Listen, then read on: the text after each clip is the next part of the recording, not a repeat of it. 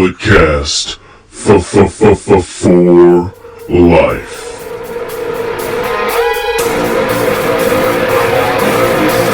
Get up, this is a revolution, this is our time to rise. Look deep within your mind, look deep into the hate in my eyes.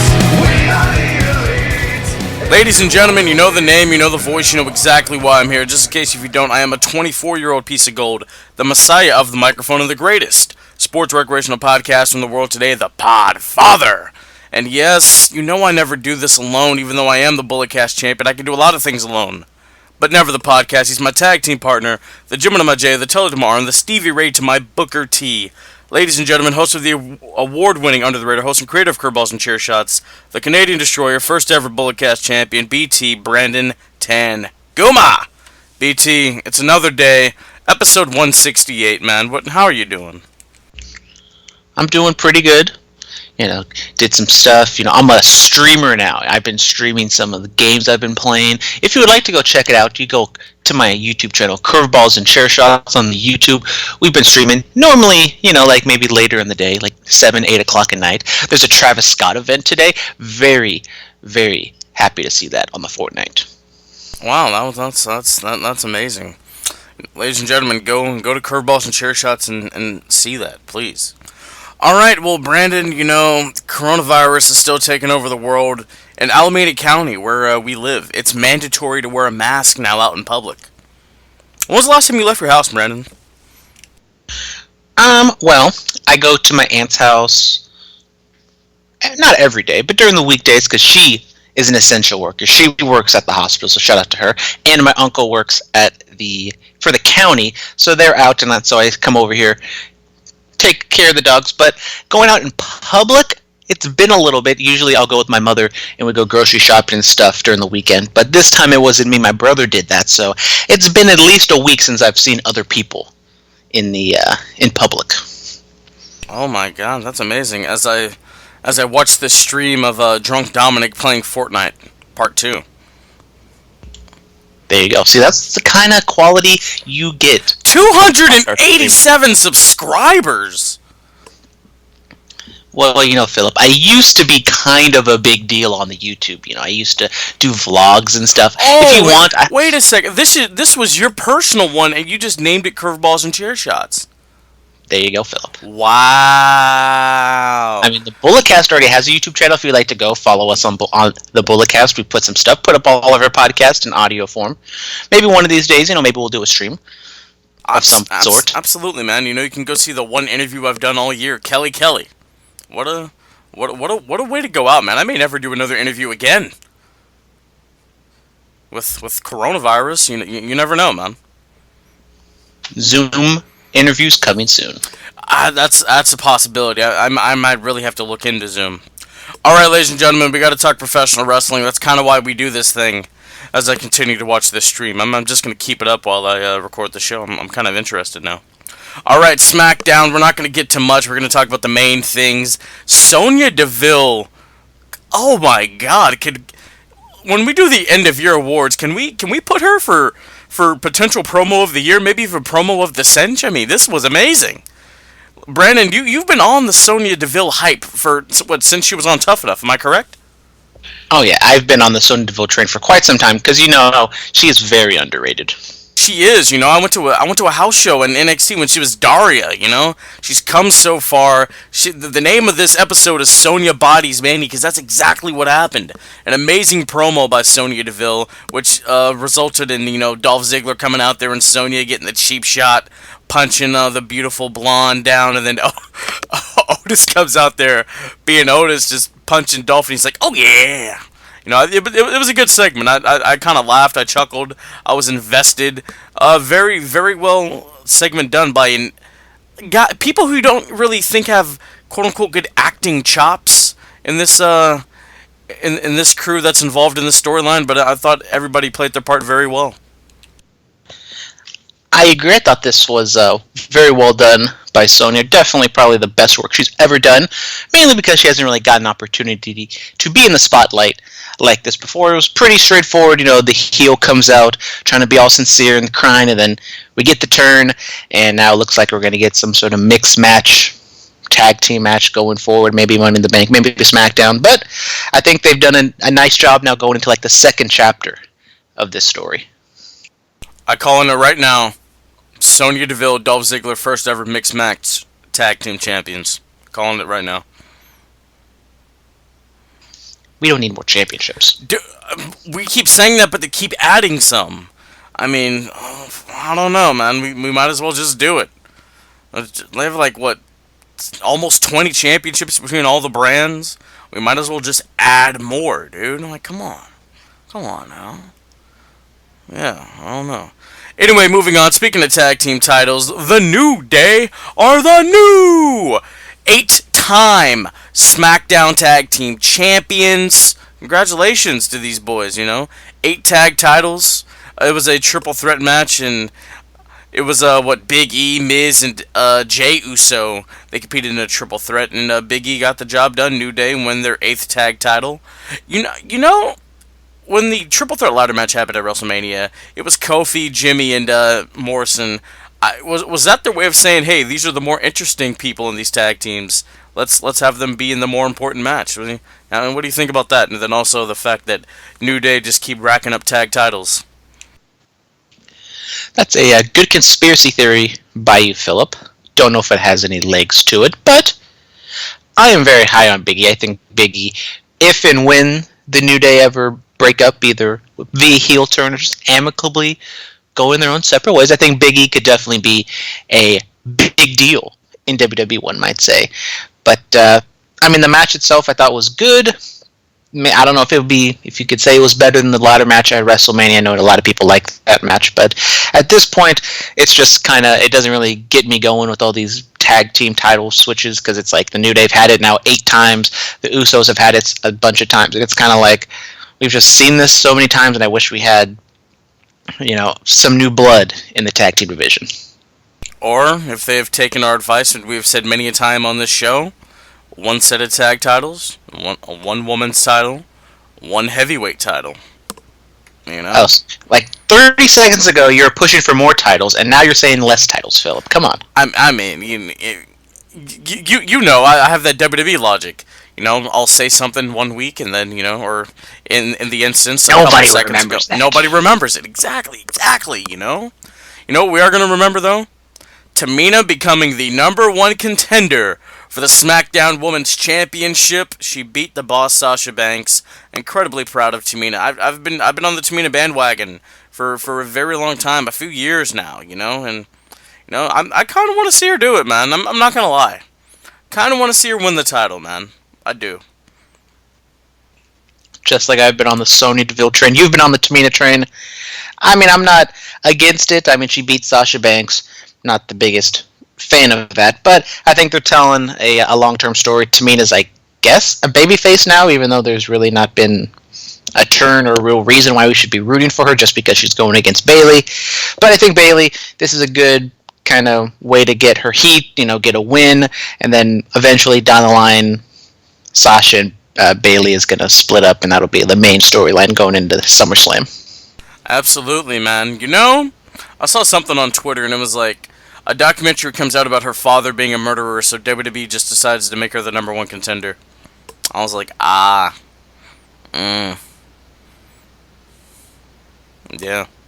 Any thoughts on that? Well, they haven't signed Benoit's kid yet, so maybe that's the next step. Oh my God, we have we don't talk about that. All right, well, we're done with talking about SmackDown. Now we have to talk about Brandon Tanguma, the journalist. Aww. Not just the on-air personality, but the journalist. Brandon, he's a journalist, journalism major. He interviewed Starboy Charlie a few months ago before, we had to shelter in place. And he was doing it for an article he was writing, about the Bay Area wrestling scene. And I read the Starboy Charlie article a few days ago. I was very impressed. And I read the other one about, how the indie scene's really shut down around here because of the coronavirus. Brandon, why don't you tell everybody about these articles and where you can find them? Well, Phillip, I'm very appreciative that you read the articles. But yes, if you guys have been paying attention, I interviewed Starboy Charlie about a month and a half ago. If you want, go back in the archives and you can listen to the full interview that I did with Starboy Charlie, as well as some other indie wrestlers, indie personalities around the Bay Area here. But you can go find it on eltecalote.org, I believe. But if you go to the Bulletcast Twitter page, we have tweeted out both of the links up there. They're pretty short, maybe 1,000 words each, so not the longest story in the world. But I'm appreciative. Finally got it published. I pretty much have been done with these for like a month, and they finally came out to publish the actual print edition. I know with the pandemic going on, I know you can't exactly get print, but they tagged me in on the Instagram. I think it's like Techogram, something or another like that. That you can like have a PDF version of the print copy, or if you live out in the Mission area in San Francisco, their office is over there. You can go and snag a copy for yourself. So go read it. I think it's the first ever, well, I don't know if it's the first ever, but definitely under this editor administration, the first wrestling story they've ever published. Wow, it is the first ever. Let's just say it, It's wrestling. We can make up whatever rules we want. Brandon, I'm incredibly proud of you, man. You've come a long way from our days in the spectator room at Chabot College and in TV class together, Well, Phillip, I'm very happy. I'm very appreciative of you. Yeah, man. Cry. Hey, man. I put you over anytime I can talk, like I did on the In the Click podcast a couple months ago. Brandon Tanguma does very good work, ladies and gentlemen.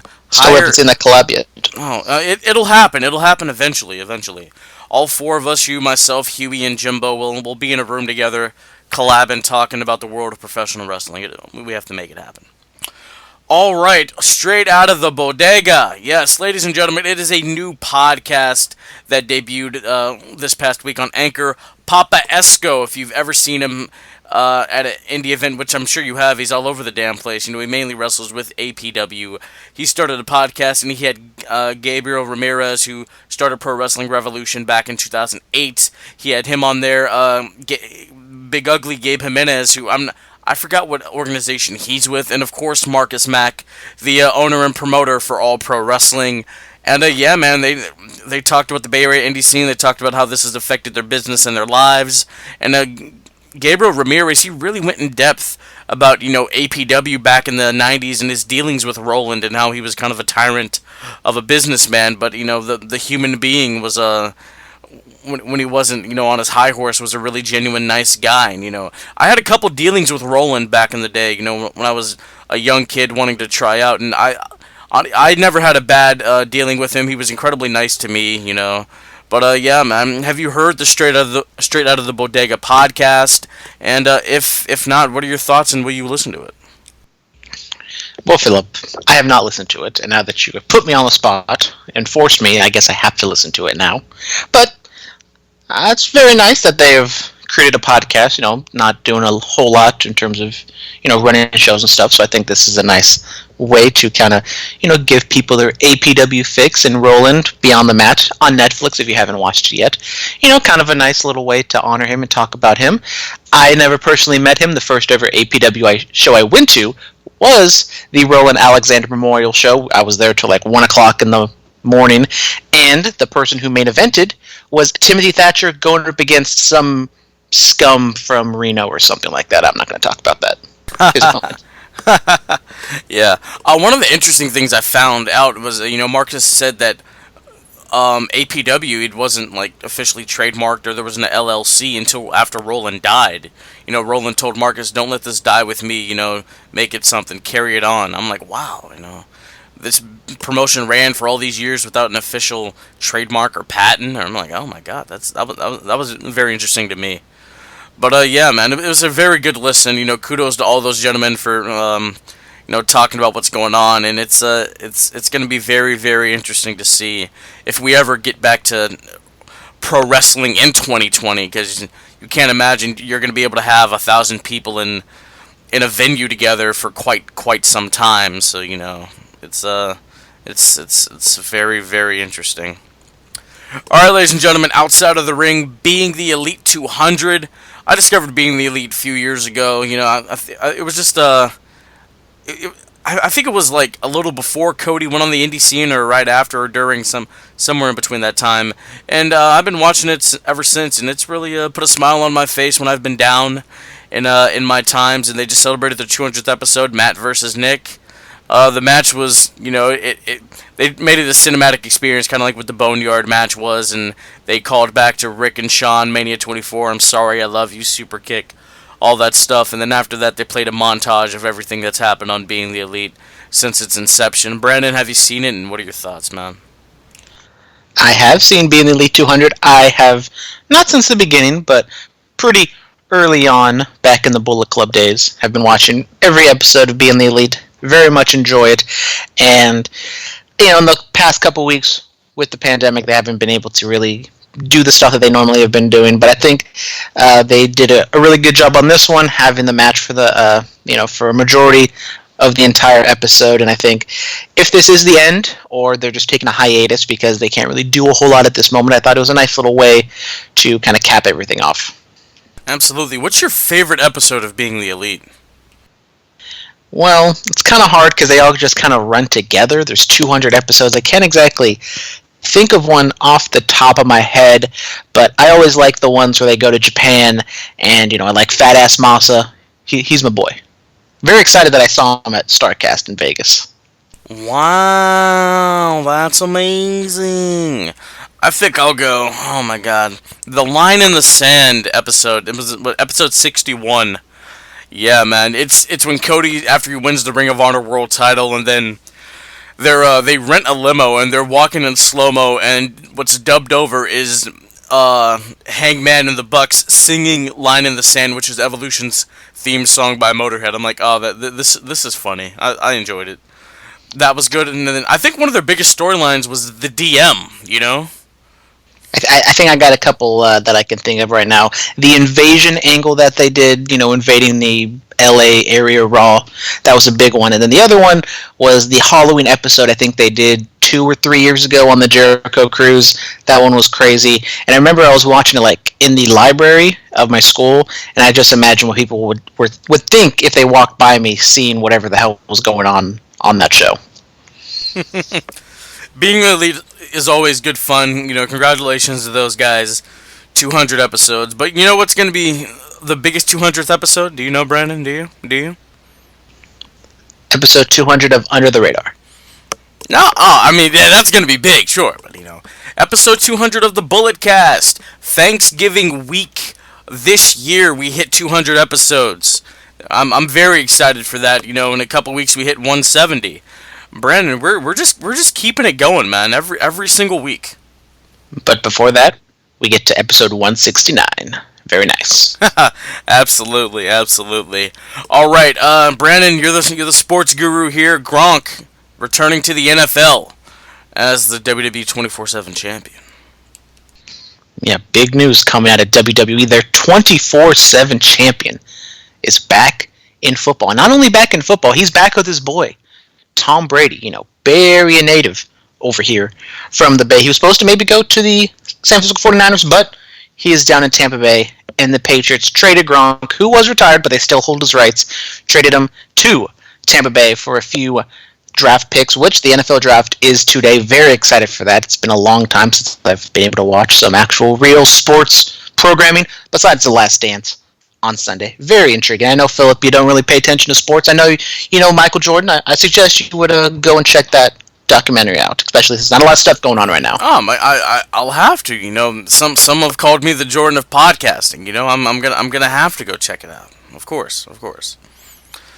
You ever seen Save the Last Dance, the movie, Brandon? Very, very underrated. It's almost so Sonya Devillve underrated, but not quite. I have no idea what you're talking about. I don't know. That movie title popped into my head. I assume there's dancing.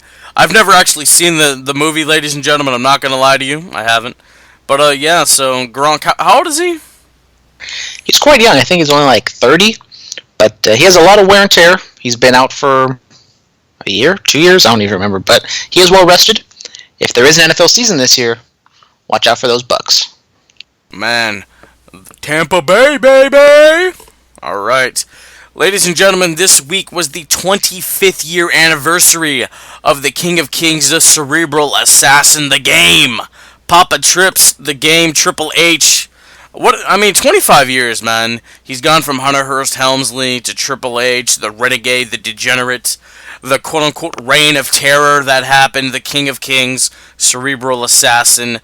Brandon, what's your favorite Triple H moment and favorite Triple H match? Well, my favorite Triple H moment, I don't know if I'd say it's a moment, but I love the ring entrance, love Motorhead, love the song, one of the best songs of all time, probably the best song created like outside of the WWE sphere for pro wrestling, I gotta say. Love the entrance. I mean, if you're a pro wrestling fan, if you're just a kid in general who watch pro wrestling, I mean, we've all done the Triple H entrance either in the shower or just randomly around the house with some water, and your parents probably didn't like you for doing that. But my favorite Triple H match is probably, I know you like The Undertaker and Shawn Michaels, but I love The Undertaker Triple H match, WrestleMania 28, whatever, end of an era, even though it wasn't end of an era, because both of them are still wrestling to this day.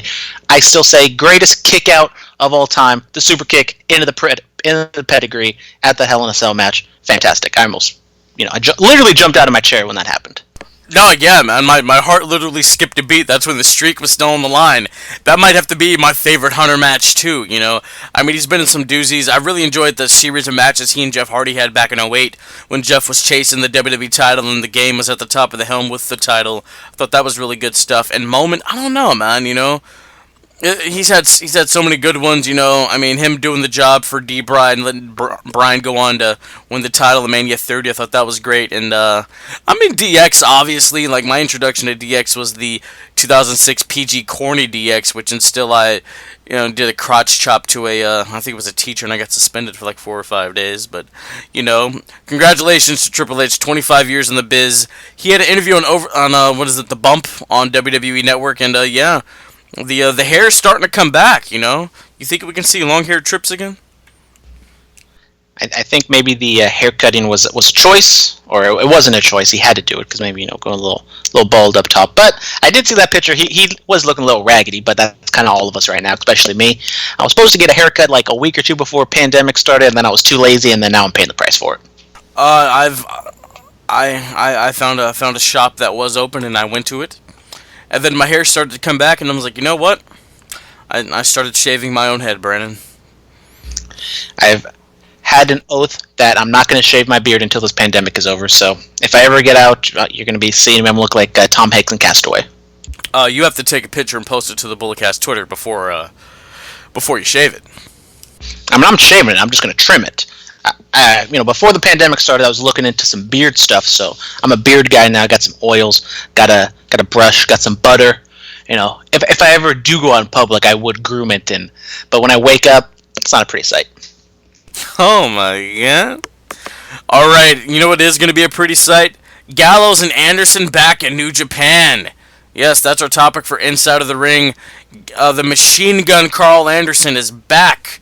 He's put down on Instagram and Twitter videos of his place going to Japan. He's saying today 85 days and counting, man. So the Machine Gun's coming back, dude.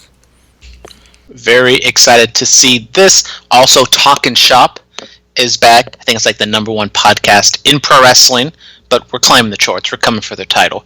But that's also very intriguing. I mean, I said it last week that I think Gallows and Anderson would be a great fit back in New Japan. I think Carl Anderson would be a great fit to be the liaison for the New Japan Americas, since they're trying to get into the North American scene. I think Carl Anderson being kind of management as well, he could be like the Triple H of New Japan. That's a very good possibility. You never know. You never know. All right. This day in wrestling, Mr. Perfect wins the IC title from Tito Santana. 1990, Randy Orton, his Smackdown debut, his WWE debut, 2002. And look where we are now. He told one of the best stories of his career recently with Edge. Shawn Michaels versus John Cena, Raw 2007. This was one of the best matches that you can ever see. It went nearly an hour. This was after their WrestleMania 23 match. I think they're still tag team champions together at this point. Also, Nikki Bella wins the Divas title on this day in 2012. Alright, we got some birthdays, so here we go. Tony Atlas is 76, Terry Gordy would have been 59, Moose is 36, Dominic Dijakovic is 33, Britt Baker DMD. Also, Adam Cole's Bebe is 29. And of course, the big match, John, the franchise player. John Cena's 43 years old today. Any thoughts on all that stuff? Didn't realize how old John Cena really is. I thought maybe he'd be 40, maybe 41. I didn't realize he was 43, but happy birthday to John Cena. Dom Dijakovic, I think he's doing great work over there at NXT. He hasn't been doing anything recently, but still have high hopes for him. Phillip, I don't know if you know this. Britt Baker's a dentist. She is. A great one at that. Is she really?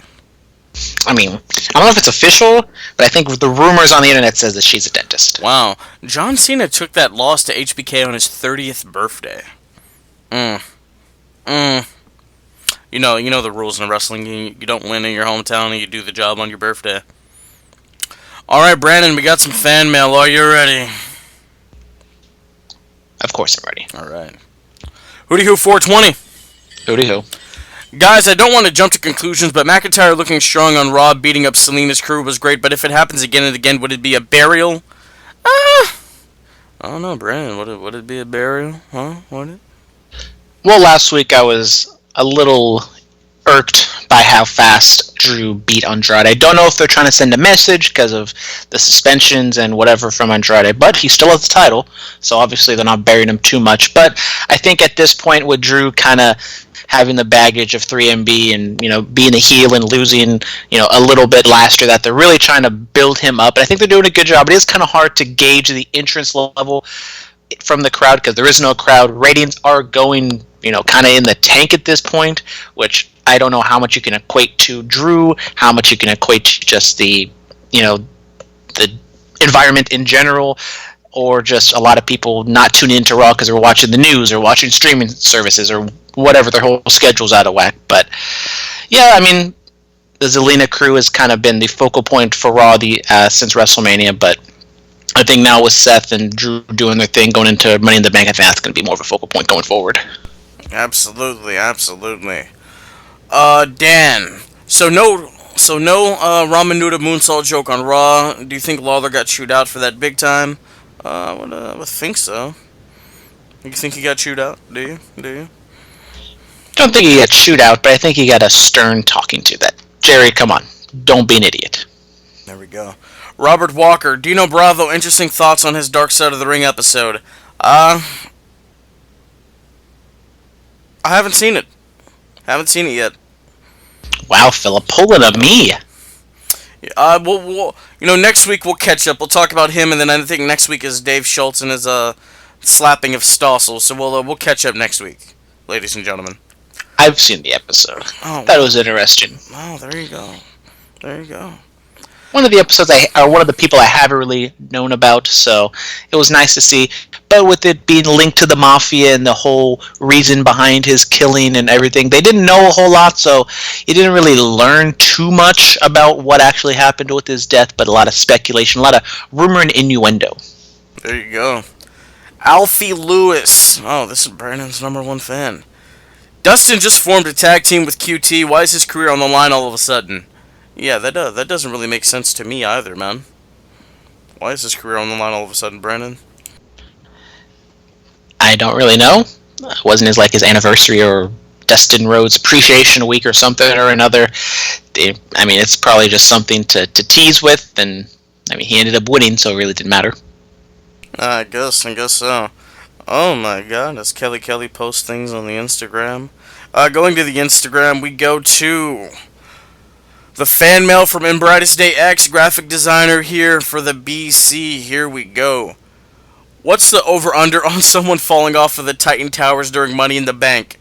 Yeah, ladies and gentlemen, if you haven't heard, people in the Money in the Bank match have to climb the quote-unquote corporate ladder to get to the contract that holds a world title opportunity in the future. It's literally going to be on top of Titan Towers. Are they doing this because they're moving buildings and whatever's going to happen? Look, dude, they've bastardized Money in the Bank the last couple years. This is my favorite match of all time.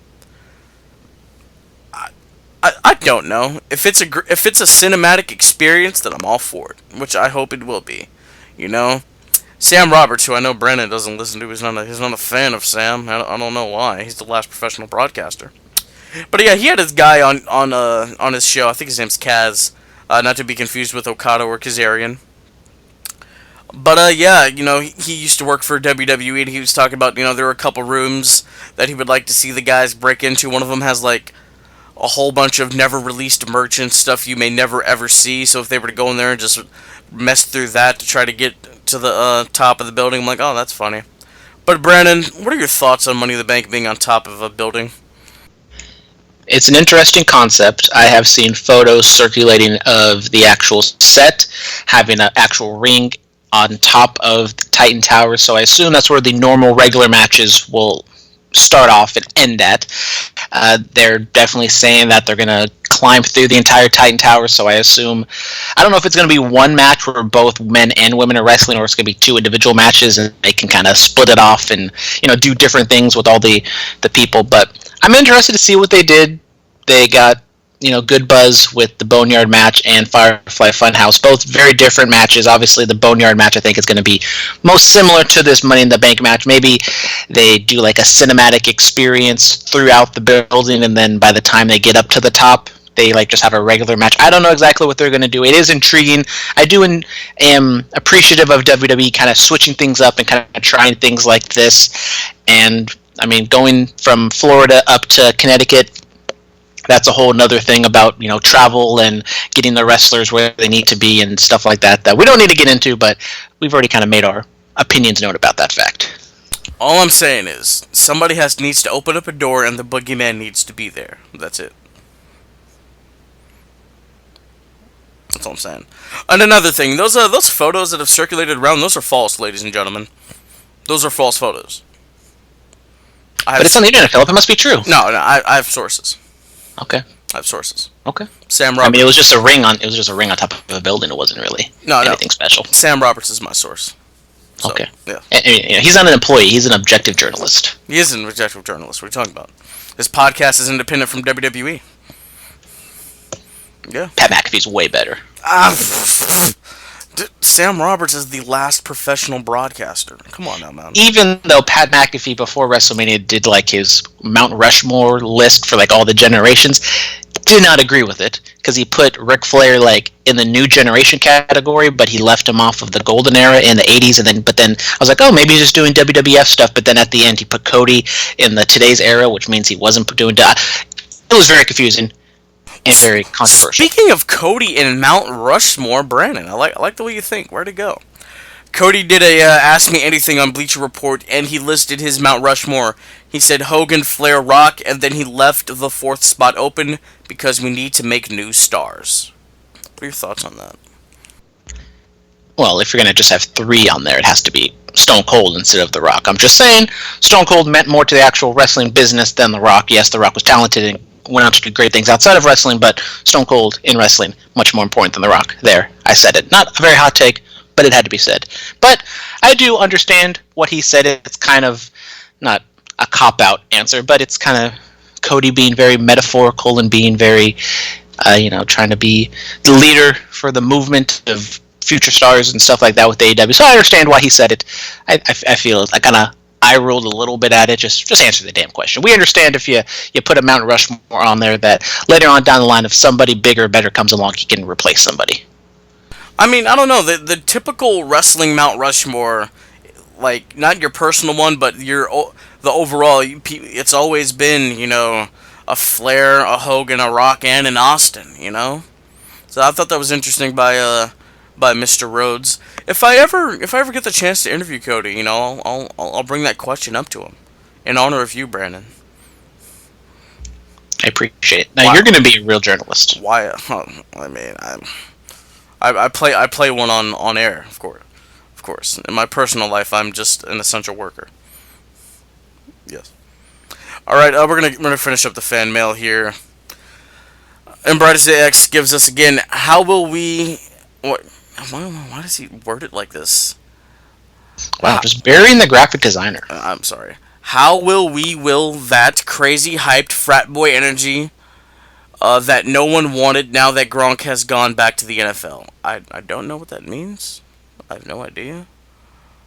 How are we going to replace that crazy energy now that Gronk is gone? That means you just got to push Mojo Rawley to the moon. No, I'm sorry, Mojo. I'm not a fan, dude.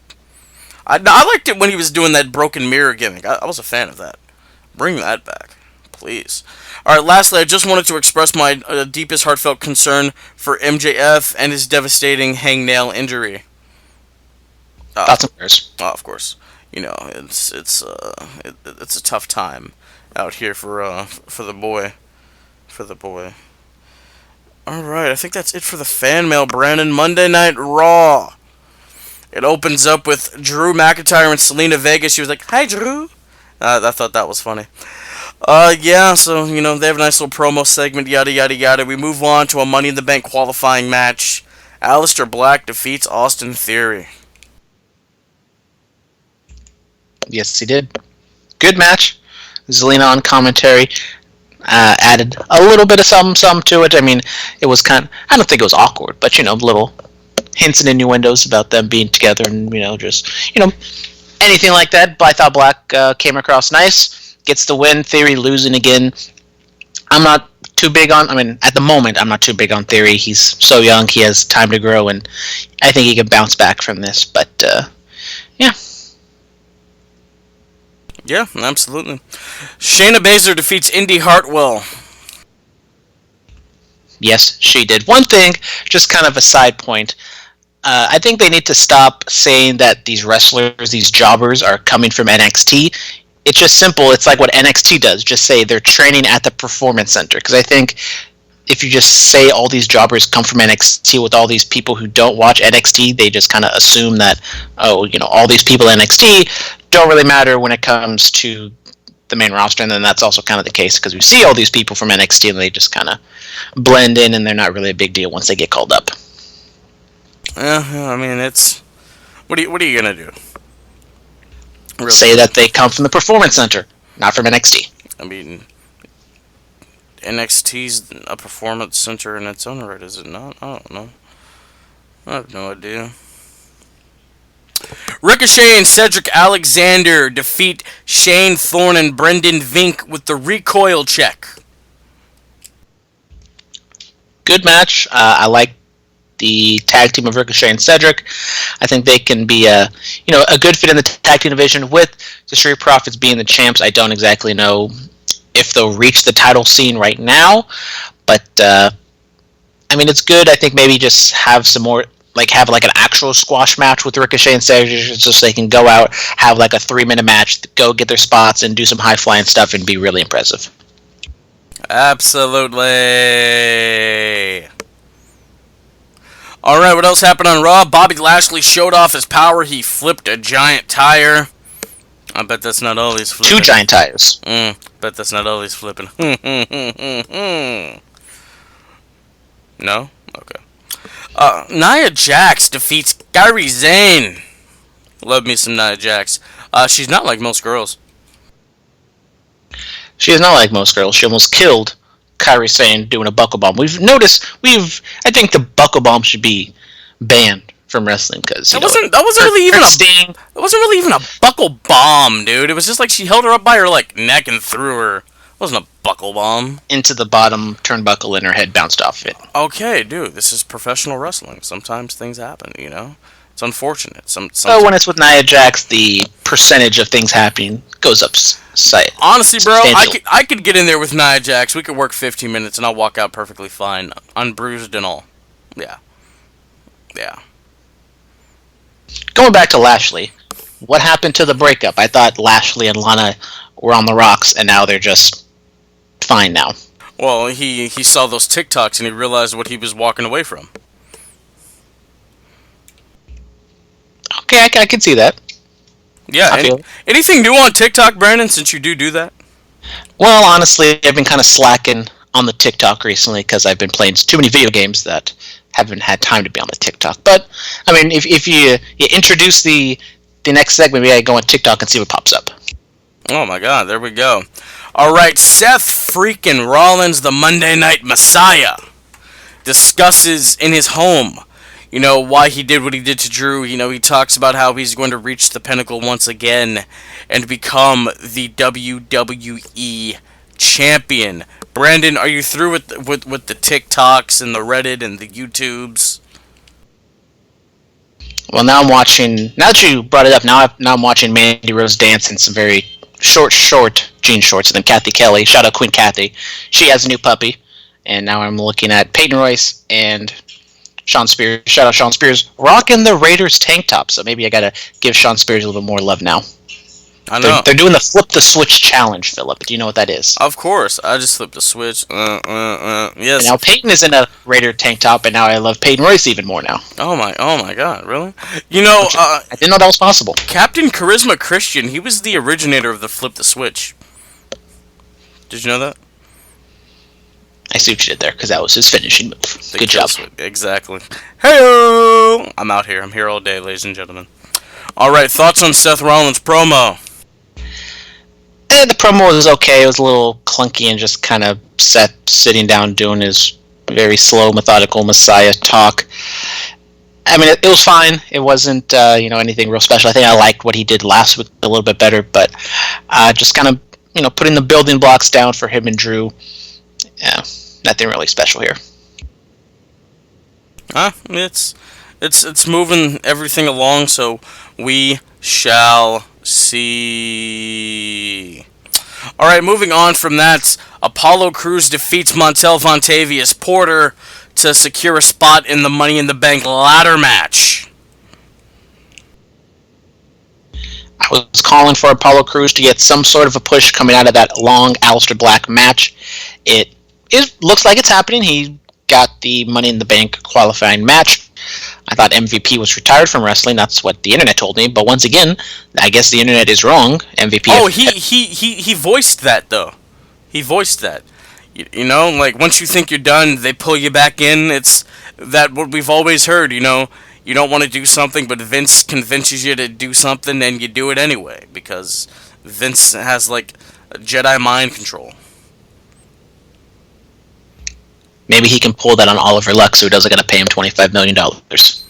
There you go. All right, Liv Morgan, because you only live once. She goes on and defeats former Riot Squad member Ruby Riott with her, I don't know, is it a flatliner? I like it.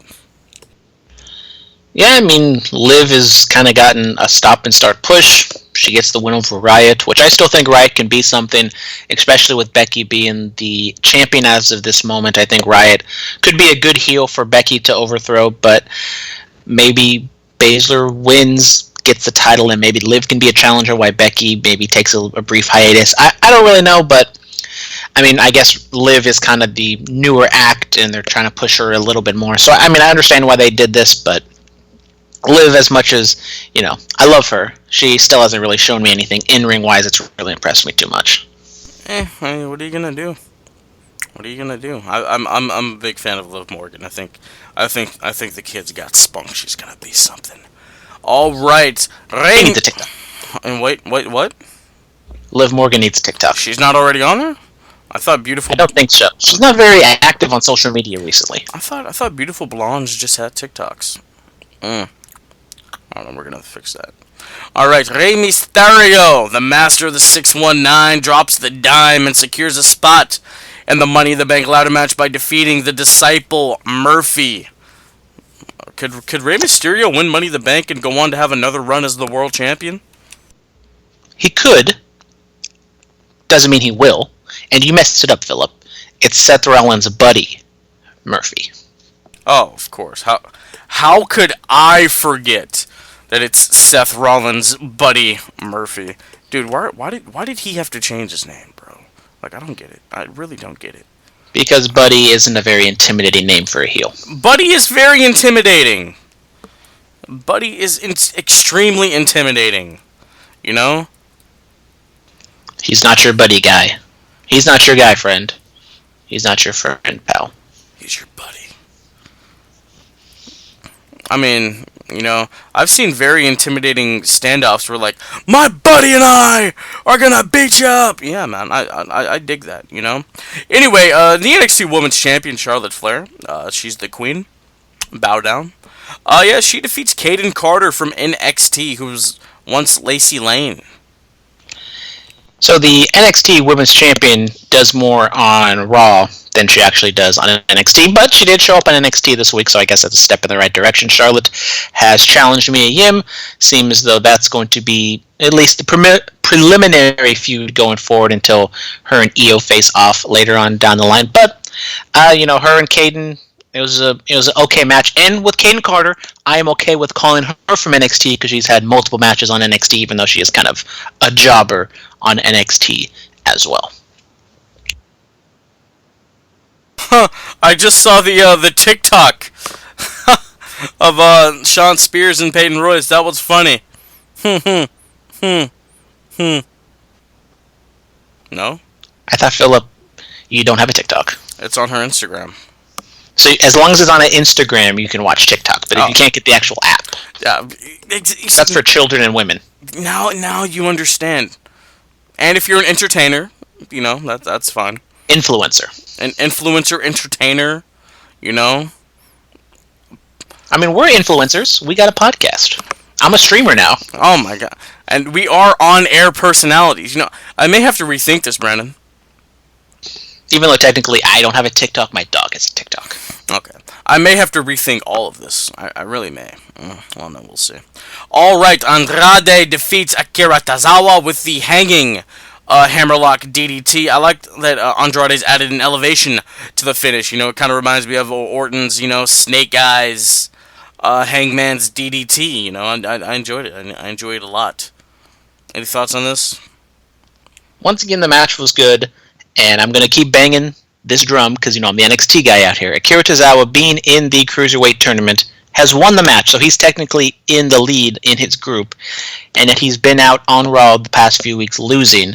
Not being like a super jobber, but he's been losing to the higher-ups, which kind of caps off where these guys can end up being. I know you only have a certain amount of people that can come in and work. I just wish that it wasn't someone so prominently on NXT losing all these matches. Yeah, I don't know what to tell you, man. I don't know what to tell you. If only maybe you had like a good worker like Kurt Hawkins, Zack Ryder, Heath Slater come in and just, take a loss to Andrade. Maybe Gallows and Anderson. I mean, those are just kind of names that pop into my head. No, yeah, I mean, they can always use, oh my god. No Way Jose, he's going to be doing big things. Oh my, stop it now. Stop. Nobody wants to hear that, Brandon. I'm sorry. Bianca Belair. If she goes here now, meaning on the main roster, why does her thing still say NXT? Her Titantron? With the pandemic, the graphics crew hasn't really been up to date yet. Maybe we need to get Brightest X on that. Maybe we should. No, I don't think so. I think she's really still a part of the NXT roster. But she was wearing stuff that had the Raw logos everywhere. And I mean everywhere. Oh my god. Well, she can't be the EST of WWE if her thing says NXT. That's just not how this works. Anyway, she defeated, Santana Garrett, whatever the hell? Santana Garrett. Come on, Phillip. She was on Women of Wrestling. She was on NXT. She's a big name around the women's indie scene. Nobody got hurt. That's all we can ask for. In the main event, Angel Garza takes... Whoa. Back it up. The match itself I don't really care about. But the Street Profits, oh my god, they were so annoying. They were just loud, over the top, and it was just way too much. Okay, carry on. Oh, okay, there we go.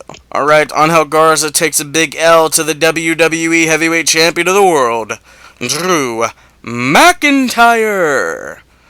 Claymore's chops beating down the crew, and then all of Selena's crew got beaten up at the end. McIntyre does the Tranquilo pose with the WWE title. Good stuff, pal. Yes, good stuff. Indeed, continuing on with the push of Drew McIntyre, and I would like to plug friend of the podcast, Brian Zane, Wrestling with Regret. He did a behind the music on 3MB. Definitely go and check that out. Really? Oh my god, I'm gonna have to actually listen to that and watch it. I can't wait. Alright, moving on from that, AEW Dynamite Cody Rhodes promo opens up the show and he's discussing everybody that's in the tournament. It's like a futuristic Star Trek thing because Cody he's a Trekkie. I think he's more of a Star Wars fan than a Trekkie, but no, nonetheless, you get the point. What are your thoughts on this? Open up the Dynamite. Thought it was a good promo, kind of an evolved version of the sit-down cigar smoking promo that he cut a few weeks ago on YouTube. I mean, I thought it was good, just very straightforward, just kind of going over everybody, even talking about himself a little bit, telling the audience why he needs to win this match and what it means for him. He didn't really go into that he can't wrestle for the World Championship, but also that's kind of implied there as well. I think AEW is really doing a good job with these kind of different, off-site promos right now. Oh, yeah, there we go. Yes, absolutely. All right, Darby Allin defeats Sammy Guevara to advance in this tournament. Nice little video package on Sammy. I really like that. His theme song, it's one of the ones I actually do like in AEW. Now with this whole pandemic thing going on, wrestling is one thing, but biting bare feet, I don't think we should be doing that, man. We probably shouldn't be doing that.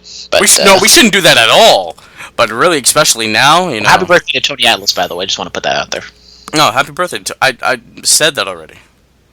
Well, I mean, you're talking about biting feet. Just saying. Oh, well. Tony Atlas, noted foot guy. You a foot guy, Phillip? No, I'm not. No? Okay, just asking. No. You a toe guy, Brandon? Not really a toe guy. Not a foot guy. I can appreciate well-manicured feet and toes, It's definitely a positive, but, it's not like a real positive, if you know what I mean. Okay, all right. Just making sure. I had We don't kink shame on the podcast, okay? If you do, you boo. Yes, if you like toes, then go right ahead. If you like feet, I can't. Show me the toes. I can't applaud any of this. I don't know if I ever told this story on the podcast before, but oh my God, Brandon! Back in the day, WrestleMania 31, we go back to John Cena and Rusev. Happy birthday, John Cena! If you recall, Lana takes off her shoe and I think she throws it at John Cena, her heels or whatever. And there's these two middle-aged dudes behind me, and they're yelling, "Show me the toes!" throughout the entire match because they want the camera to pan down and show Lana's toes. Always that is stuck in my memory for the longest time to this day. Yo, look, if you like feet, you need to seek psychological help. If you like toes, you need rehab. That's just... We don't kink shame here on the Bulletcast, Phillip. Yes, we do. I'm sorry. You. Unless if you want us to kink shame you, because that's your kink. So, I mean, it's just one big circle. Circle jerk? What? Look, kinkshaming@gmail.com. Email us there, and we'll try to get you through whatever your sick, twisted addiction is. All right, yeah. So Darby Allin defeats Guevara. What are your thoughts? Good match. Sets up Cody versus Allin, something that they teased a few weeks ago. Haven't gone too much into it, but I think in the next, the Bulletcast hotline is ringing. Is it Kelly? She want to come back on the show? Does she? I don't know if she wants to come back on the show. I just answered the phone and hung up, so hopefully that was an important phone call. Wow. Continue your thought process, though. I mean, I was pretty much wrapped up. I think they teased it. I think having Cody and Allin going up against Dustin and Lance Archer. I think Lance Archer definitely is going to win on that side. So I think having two baby faces on this side of the bracket in the semifinals makes a lot of sense because it kind of throws it up in the air of who's going to win. But I do think Cody will win it in the end. Yeah, Cody's taking home the TNT Championship. All right, Matt Hardy talks about Damascus. Talked about that version or incarnation of broken Matt Hardy, and then regular Matt Hardy sits down to discuss Chris Jericho. What are your thoughts on that? I liked it. It was kind of an involvement of Matt Hardy. Maybe they have two different things. Maybe we have broken Matt Hardy, and then we can have regular unkillable Matt Hardy. We can have different ways that Matt Hardy can kind of have a match or have whatever. He did call out Sammy Guevara. Maybe Sammy goes to the Hardy compound, has a match with Matt, and we can kind of have that. And then, in the next month, maybe Double or Nothing or something like that. Then we get the final the Elite Deletion, or whatever they're calling it, where it's Matt versus Jericho. I could see that. I really could see that, yes. I don't know if you know this, but regular Matt Hardy, he cannot die. He will not die. Maybe we're just going to get every version of Matt. Maybe we get Money Matt. V1, Hardy Boys. V1, Mattitude. I loved Mattitude, man. Loved it. All right, Kenny Omega, one half of the AEW Tag Team Champions, defeats. Angels. What was the guy's first name? I forgot. I don't know. Jericho called him like 7 different things during the match. Kenny Omega won. Nobody got hurt. That's all we can ask for. I mean, it should have been a squash match for Kenny. I thought he went. I think it took Kenny a little bit too long to win the match. I know he's the tag team champ, and they're not really doing a whole lot because Hangman isn't there. But I just wish they protected Omega a little bit more, and he's just kind of having these matches that don't really mean a whole lot. And once again, I think Kenny could be so much more. I wish they did something with Kenny like what they did with the Scorpio Sky video package. I thought that was just fantastic. The Scorpio Sky video package was very well done. Scorpio Sky is a star. Kenny Omega is not a star. I've been trying to tell you guys this. I feel like they should have been doing that stuff early on in the Dynamite shows just to kind of establish who these guys are, what they stand for. But, better late than never, I guess. But I think Kenny, if they're going to have, people to do this with, they should definitely have Kenny be one of those people to have a sit-down interview like this. I wouldn't really care, I'm sorry. I think until Hangman Page comes back with Kenny, we should just stop talking about Kenny altogether on this show. Yeah. I think I'm How long with Matt Riddle? Who? Yeah. NXT Tag Team Champion. Timothy Thatcher? I love that guy. I've seen him live a few times at the old APW garage. Love that guy. Yes, I do. Seen him at the gym when gyms used to be a thing? Absolutely. Remember those days, Phillip? Good times. Yes, I do. A couple states have already reopened, so I don't know, man. We'll see. We shall see. All right, moving on from that, Orange Cassidy defeats Jimmy Havoc, and then I guess Jimmy Havoc and Penelope Ford and Superbad Kip Sabian have all formed a little allegiance together. I like the match. I think it was good for Cassidy to get the win here. Obviously, his shtick doesn't work as well without a crowd there, but I think it was good for him to have a match to where he actually gets the win. It was kind of a serious match. He gets his stuff in Jimmy Havoc.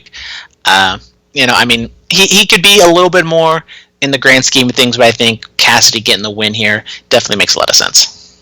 Absolutely. We kind of already discussed MJF's promo. He has a hangnail, ladies and gentlemen. That's why he hasn't been on TV, and that's why he hasn't been able to attend. He's suffering a terrible injury. I've had hangnails in my time. Those hurt. I've had hangnails myself. I think I've never really had them in the fingers. I think it's maybe more like in the I guess it's not a hangnail. It's like an ingrown nail, but nail injuries very devastating. Sorry. Are you trying to talk about toes again? They were on the mind. Oh, oh my god.